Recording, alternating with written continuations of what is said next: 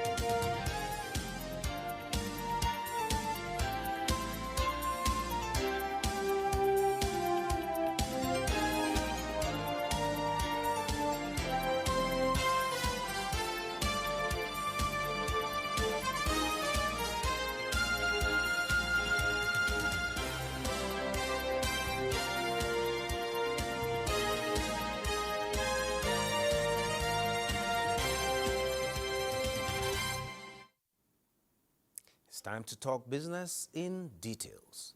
Bureau de change operators have lauded the Central Bank of Nigeria for waiving the 2025 license fees for the operators. They said this under the aegis of Association of Bureau de change Operators of Nigeria. President of the association, Aminu Gwadebe, who gave the commendation, thanked management of the Apex Bank for the waiver of the annual license renewal, which he described as an amnesty extended to its members. According to him, the move underscores the CBN's commitment to implementing the new financial capitalization requirements for BDCs. They include a capital requirement of 500 million for Tier 2 and 2 billion for Tier 1 operators. Gwadebe urged members to merge and meet the new capital requirements before the extended deadline of June 2025.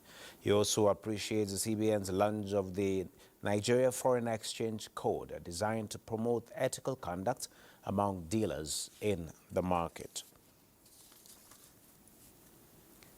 Similarly, the Nigerian Employers Consultative Association has commended the Central Bank of Nigeria for the launch of the Nigeria Foreign Exchange Code, describing it as a strategic policy initiative aimed at enhancing transparency, ethical conduct, and governance in Nigeria's FX market.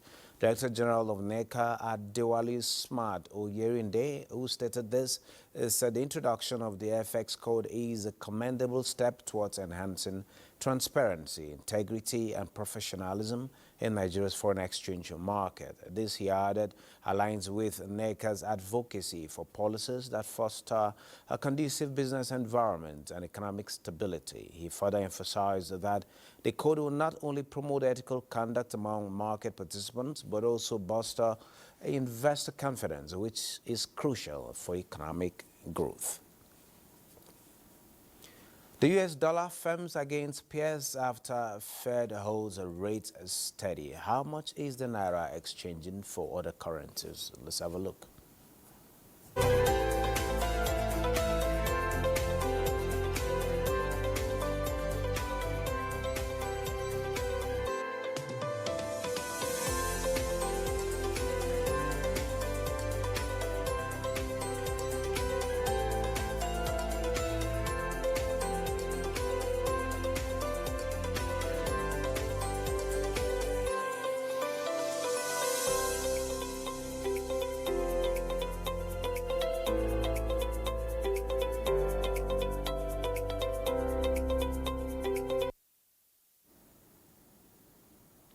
Now, African leaders in their just concluded meeting in Dar es Salaam have signified a renewed commitment towards attainment of universal access to sustainable energy on the continent by the year 2030. The leaders signed up to the mission to provide sustainable energy solutions and access to 300 million Africans yet connected to electricity. State House correspondent Musbao Wahab reports that President Bola Ahmed Tinubu also attended the summit that promises to change the narrative in the continental energy sector.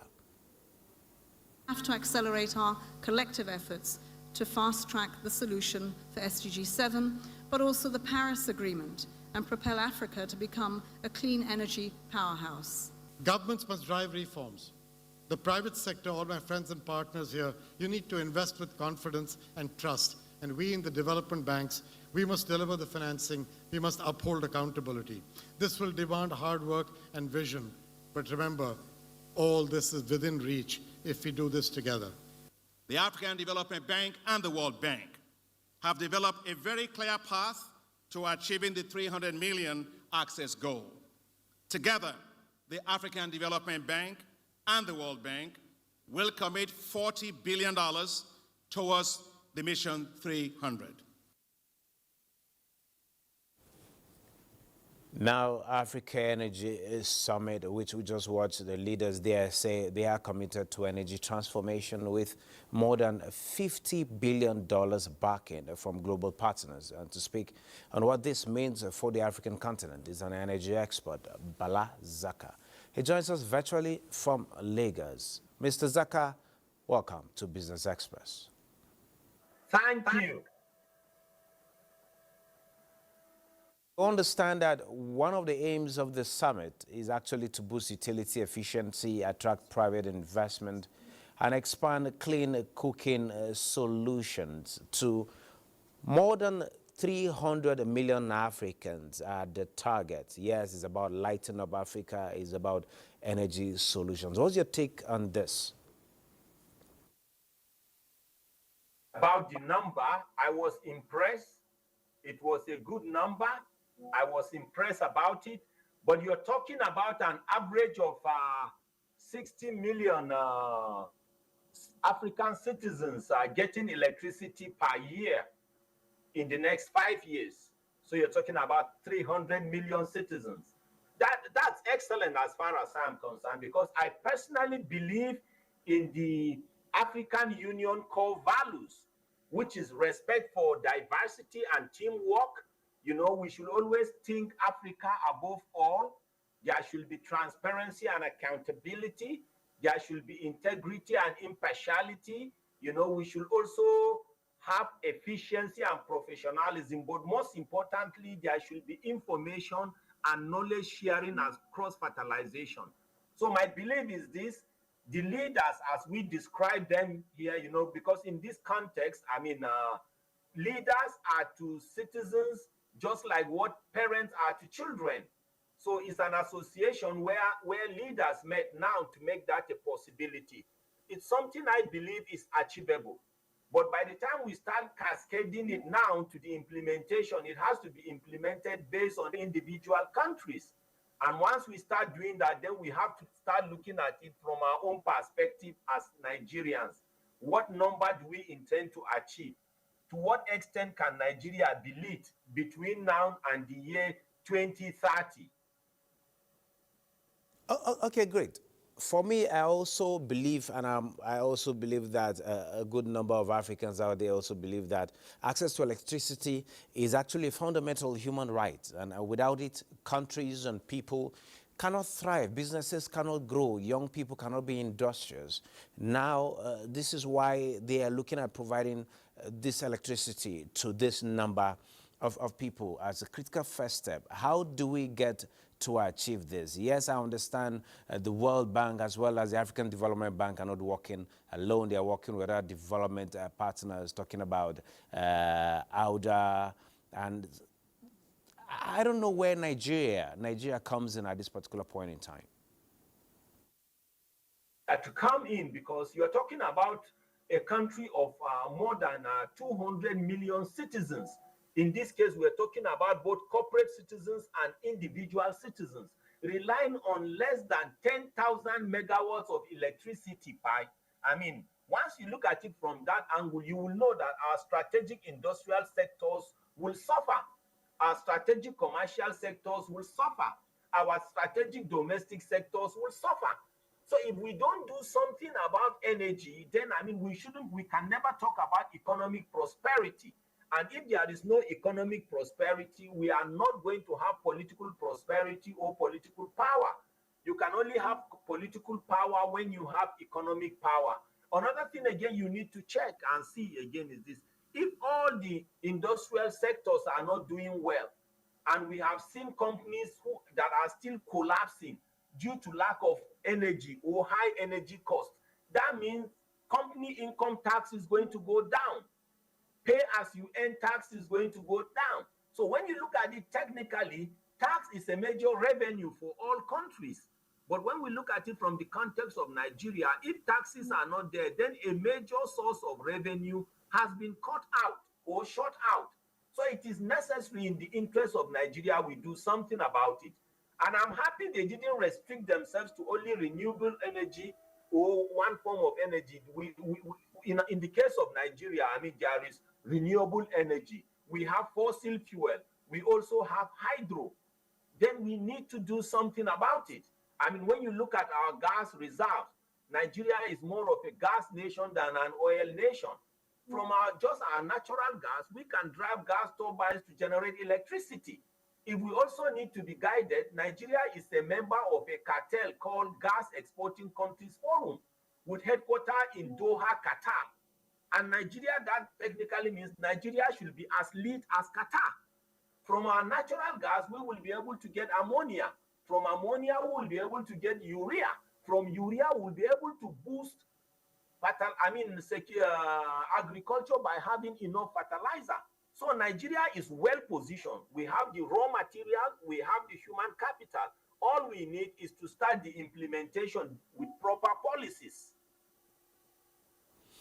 Okay, great. Still looking at the Nigerian situation. Yes, we have all the resources needed to power every nook and cranny of Nigeria, from hydro to the gas and also renewable energy. We have abundance of sunlight and all of that. While we're yet to harness these potentials for the growth of our economy, particularly the real sector, yes, infrastructure, talking about power infrastructure, has been a challenge. Now we are beginning to see states beginning to go off the national grid, making it a little bit decongested. I was at the forum yesterday, foreign investment forum yesterday, where I met the governor of Enugu State, who is proudly telling Nigerians as well as foreign investors that power is not an issue in Enugu. What do you think Nigeria, other states in Nigeria can borrow from the Enugu model?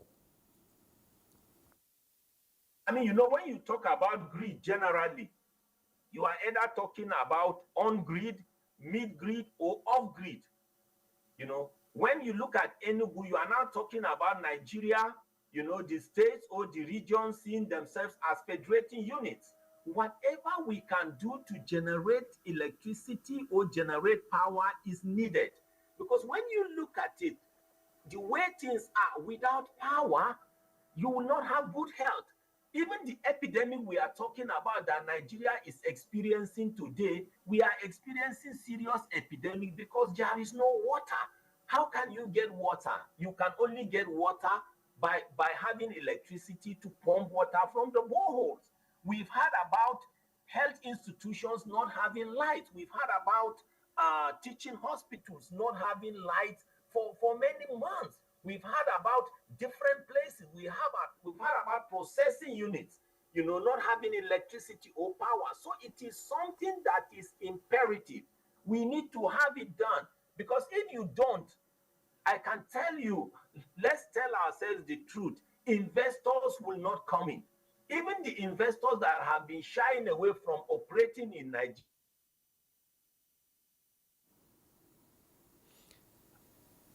Okay, since we're having a little bit of a glitch there, but if you can hear me, Mr. Balak Zaka, I agree with you quite well. This cannot be overemphasized, as it were, at this particular point in time. But looking at it, where Nigeria is among other 12 countries, talking about Senegal, Tanzania, and Zambia, having to enjoy this benefit or this particular grant that is going to come from the World Bank as well as the African Development Bank. How do we cash in on this? Because I understand also that the reason why we're not having enough of this in this country is that finances for the upscale of this critical infrastructure is also an issue. How do we tap into this fund to get the better chunk of it, more so that we have the largest population amongst all the beneficiaries mentioned?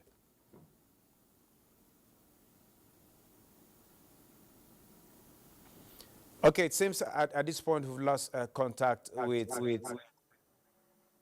Can you hear me?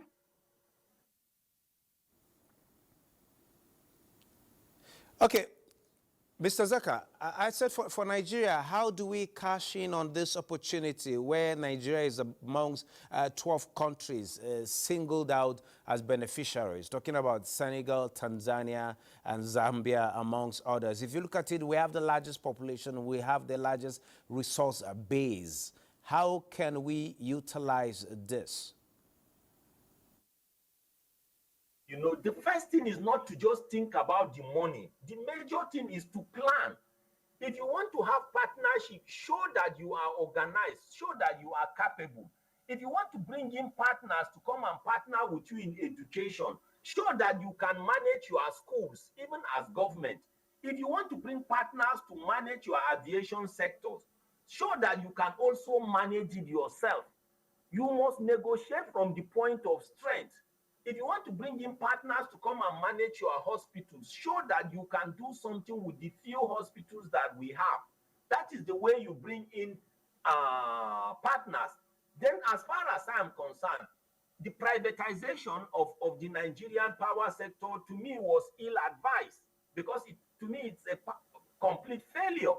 I know that some sectors can be privatized, they will do well. Some can be deregulated, they will do well. Some can be liberalized, they can do well. Some can even be commercialized.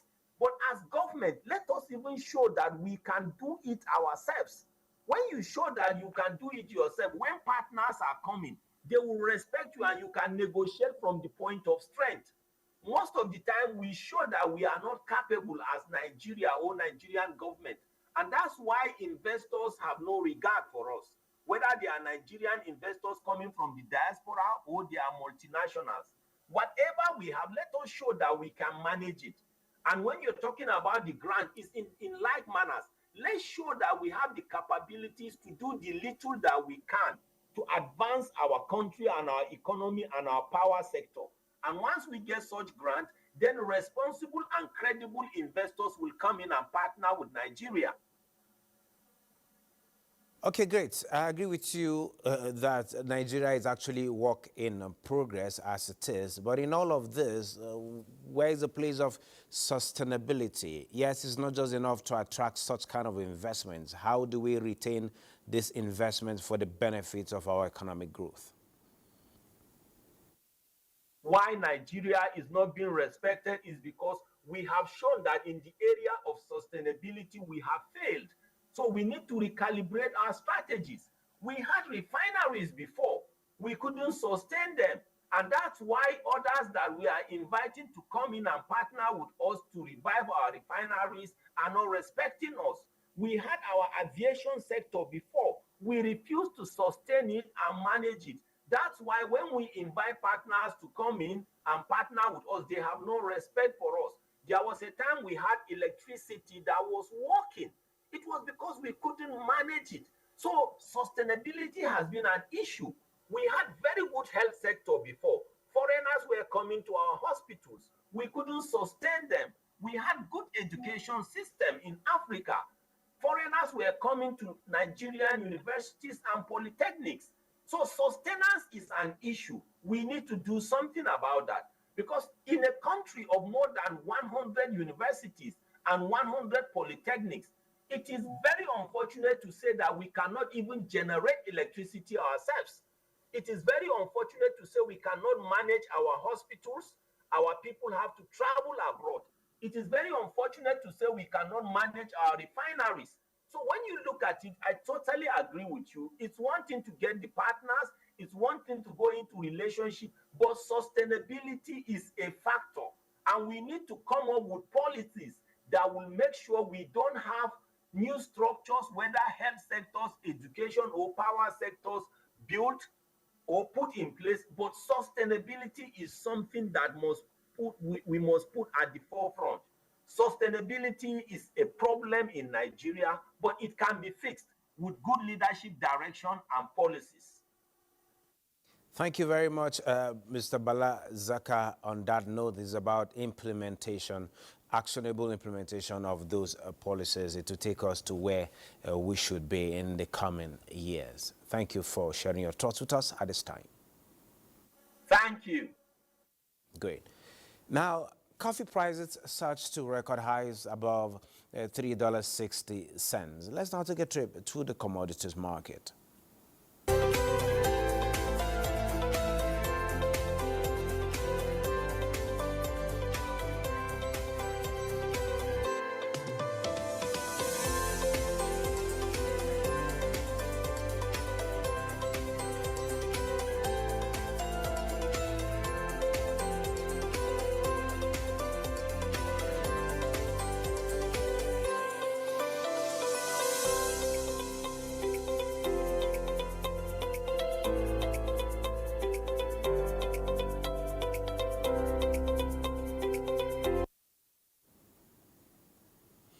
Now, Jigawa State Government, in collaboration with National Cash Transfer Office through the State Cash Transfer Unit, has launched the distribution of automated teller machine cards to about 23,000 beneficiaries across the state.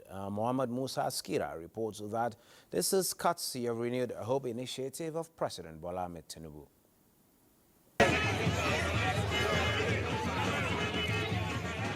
The 75,000 naira cash donation is a 3-month support of 25,000 naira per month to each of the 23,000 beneficiaries across Jigawa State. This event is for the distribution of ATM cards to the beneficiaries, as the money will be sent directly to their bank accounts, specially opened for this purpose. Commending President Bola Ahmed Tinubu for the creation of the Renewed Hope initiative that is empowering Nigerians economically, Governor Umar Namadi says Jigawa people will remain grateful to the president for his kindness. Governor Umar Namadi says his government is domesticating and complementing all the federal government's development initiatives to address problems of poverty, illiteracy, unemployment, and hunger, among others. This is something that will definitely improve economic activity, that will improve the livelihood of our people in Jigawa State. So we sincerely thank Mr. President for this intervention, and we want to assure him that this intervention will go in a long way in helping our people to improve their livelihood. We are very grateful to Mr. President for this intervention. Other speakers say Jigawa government's alignment with the federal government's development policies and programs is transforming the state for the better. In trying of the federal government to at least bring up people out of poverty, that is why the present administration come back with this program in order to at least help poor and vulnerable households. The distribution of these ATM cards will continue until all the 23,000 beneficiaries have collected to receive their 25,000 naira per month for 3 months. A total of 575 million naira will be distributed to these beneficiaries through this cash transfer. And now existing foreign and domestic investors are advocating the establishment of more functional economic zones in Nigeria, just as the federal government commits to better ease of doing a business environment for all businesses to thrive. This was at the second existing Foreign Direct Investors Roundtable and Regulators Forum hosted by Office of the Vice President in Abuja. On one side of the table are multinationals, captains of industry, development partners, and foreign investors. On another are regulators and government, both at federal, state, and local councils. The conversation is about attracting and retaining foreign direct investment in country as well as domestic investment. There's a lot of money in this room. Let's make sure that some of that money is transferred to other parts of Nigeria. Speakers here agree that more work needs to be done in simplifying business processes, improving transparency and accountability across MDAs, in addition to enhancing infrastructure and logistics, especially at the Nigerian ports, to reduce customs clearing time, among other key issues needed to improve the ease of doing business in Nigeria. Our collective aspiration is that the outcomes from the launch of Nigeria's regulatory impact assessment framework, along with the insights and lessons from existing regulatory initiatives, will drive measurable impact for productivity and competitiveness across key sectors to improve the Nigerian business environment and support the economic initiatives of the government.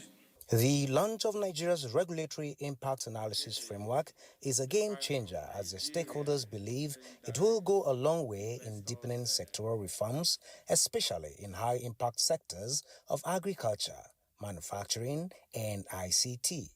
We are creating a stable and predictable macroeconomic environment that will allow investors to thrive and contribute to the long-term prosperity of Nigeria. And we're committed to making sure that you will prosper here, that your businesses will grow and scale, and that from here you export whether goods or services to the rest of Africa and the world.